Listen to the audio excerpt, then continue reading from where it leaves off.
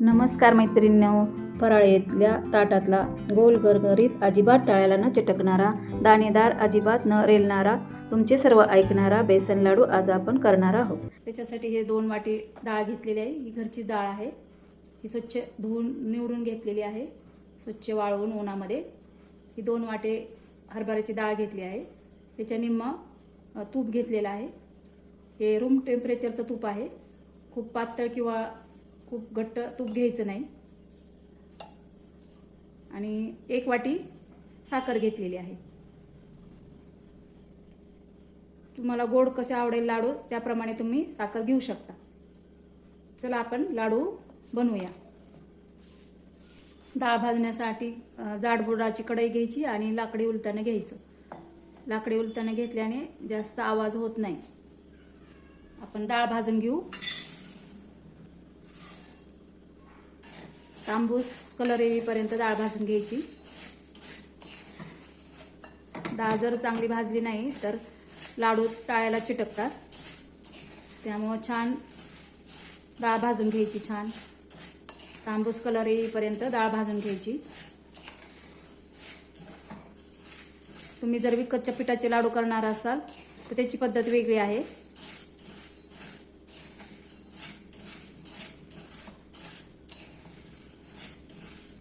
त्याला थोडेसे असे लालसर डाग पडले की बंद करायचे भाजायचं।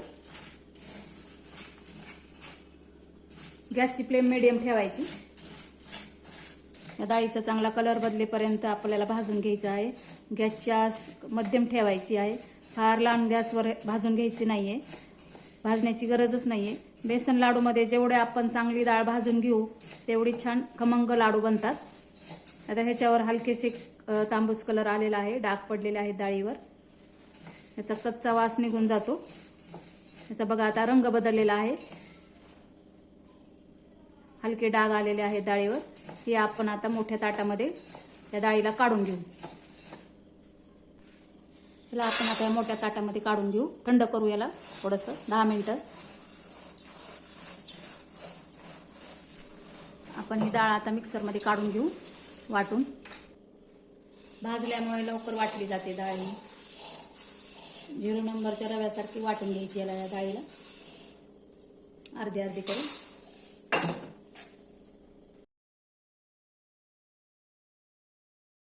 डाळ आपण आता ही चाळून घेऊ।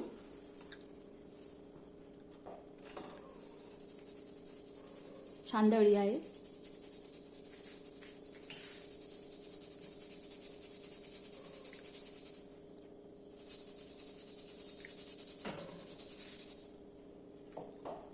उरलेली डाळ आता ही परत मिक्सरला वाटून घेऊ आपण। आता हे बेसन पीठ आपण छान भाजून घेऊ। सुरुवातीला 15 मिनिटं डाळ आपण भाजूनच घेतलेली आहे। आता आपण हे बेसन पीठ छान कोरडत भाजून घेऊ। तूप टाकल्यानंतर हात दुखून येतो, म्हणून कोरडं पीठ आपण भाजून घेतलं की कण न कण छान असं भाजला जातो।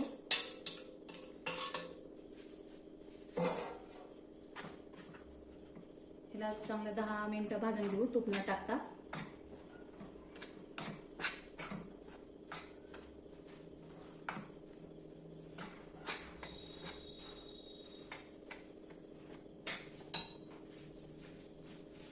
ही बघा आता खूप छान अशी डाळ भाजलेली आहे। डाळीचं पीठ भाजून घेतलेलं आहे। असं छान खमंग भाजून घ्यायचं म्हणजे लाडूला टेस्ट छान येते।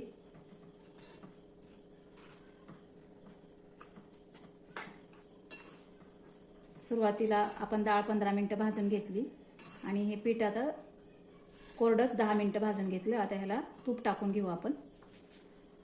तूप एकदमच टाकायचं नाही, थोडं थोडं अंदाज घेत घेत तूप टाकायचं। 2 चमचे तूप तसंच ठेवायचं।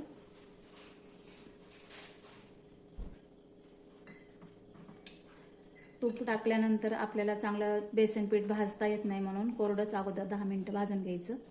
तूप टाकल्यावर हलवायला हात दुखून येतात, त्यामुळे कोरडं छान पीठ खमंग भाजून घ्यायचं। याला आता चांगलं मिक्स करू।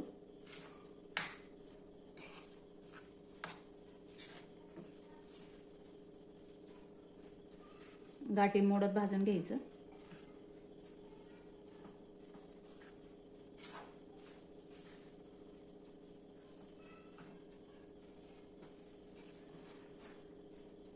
सर्व पीठ भाजायला 25-30 मिनटं लागतात. डाळ भाजून घ्यायला 15 मिनटं, कोरडं पीठ भाजून घ्यायला 10 मिनिट आणि तूप टाकल्यानंतर 5 मिनिट. आता आपले 5 मिनिटं झालेले आहेत. पिठाचा कलर पण चेंज झालेला आहे. याच्यामध्ये आता उरलेलं तूप टाकून घेऊ आपण. 1 चमचा तूप ठेवायचं, तसंच अंदाजा घेत तूप टाकायचं. एकदम तूप टाकायचं नाही. कधी कधी लाडूचं पीठ पातळ होऊ शकतो, मग लाडू रेलू शकतात. पिठाने तूप सोडलेलं आहे. हे बघा, बघू शकता तुम्ही, बघू शकता किती छान झालेलं आहे. आता हे उरलेलं तूप टाकून देऊ आपण ह्याच्यामध्ये.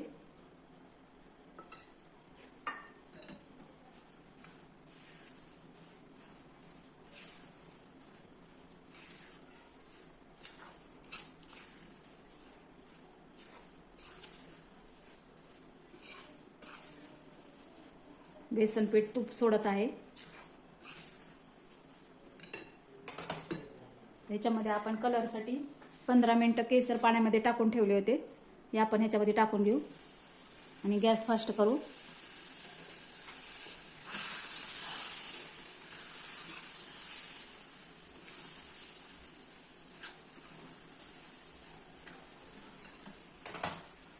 परत गॅस स्लो करू आणि ह्याला 5 मिनिटं चांगलं भाजून घेऊ.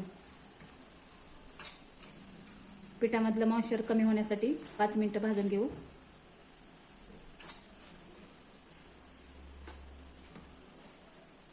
किती छान टेक्स्चर आले बघा. दाणेदार पीठ झाले.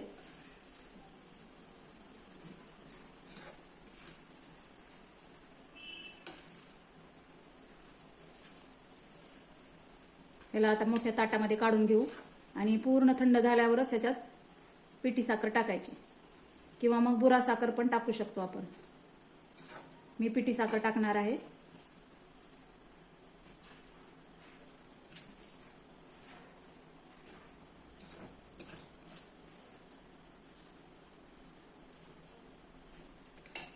गॅस बंद करू आणि ताटामध्ये काढून घेऊ. पीठ आता आपण थंड होण्यासाठी ताटामध्ये काढू. रूम टेम्परेचरला आल्यानंतर ह्याच्यामध्ये साखर टाकायची. गरम ह्याच्यात साखर टाकायची नाही.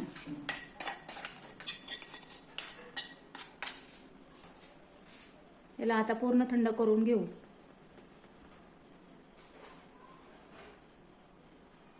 पिठाचा घरभर सुगंध सुटलेला आहे. याचा रवा टेक्स्चर आलेला आहे. याला आता आपण थंड करून घेऊ. रूम टेम्परेचरला आल्यानंतरच याच्यामध्ये पिठी साखर टाकून घ्यायची. आपण यात आता पिठी साखर टाकून घेऊ.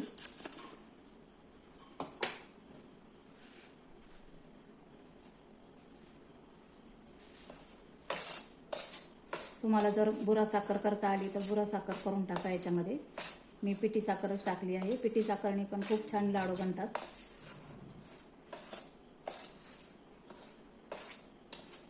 आपण अगोदर डाळ चांगली 15 मिनिटं भाजून घेतल्यामुळे लाडू खूप छान दाणेदार बनतात. साखरेचं प्रमाण तुमच्या आवडीनुसार ठेवू शकता तुम्ही. लाडू एकसारखे होण्यासाठी ह्या चमच्याने घेऊ आपण मोजून.